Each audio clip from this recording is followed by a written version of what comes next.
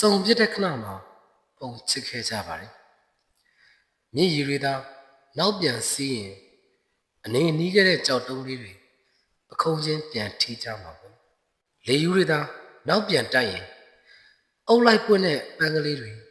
ပင်ရန်ပြန်နေကြမှာပဲအတိတ်ဆိုတာပြန်သွားလို့မရအောင်ပိတ်ထားတဲ့အလုံးကြုံဆုံးတကားရဲ့နောက်မှာရှိတယ်မတော်တဆများဒီတကားကိုဖြတ်တန်းလို့ရမယ်ဆိုရင်တစ်ချောက်ပင်ရဲ့ငရွယ်မှုတွေလမ်းဟောင်းလေးရဲ့တစ်လွင်ချင်းတွေဝေးကွာသူနှစ်ဦးရဲ့နီးစပ်ချင်းတွေနဲ့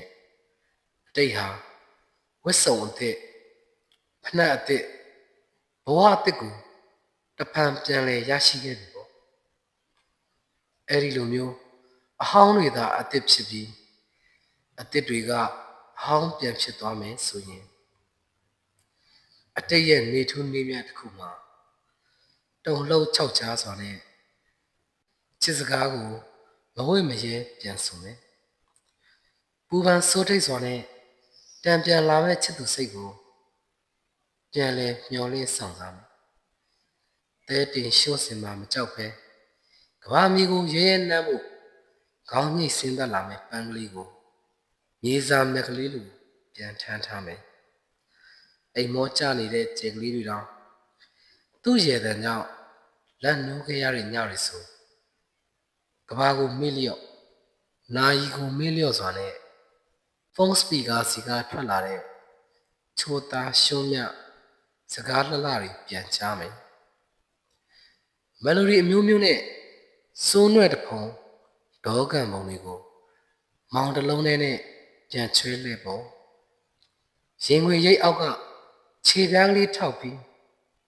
ကို့ဘားပြင်တစ်ဖက်နှကန်းဖောက်ဖောက်ကက်လို့ဝင်းသက်ရှူရှိုက်ပြန်နှမ်းလိုက်ပေါ်ချစ်တဲ့သူကြီးအနာသမလှတာကတိမ်နေရဲ့တဘာဝပဲထင်ပါရဲ့ကဘာလုံးနဲ့ပုံးစရာတောင်ကျိုးမရှိတော့အလောဟာလွင့်ကျင်တိုင်းလွင့်ခဲ့ရပြီညည်ရီဟာစီးမြဲတိုင်းစီးလို့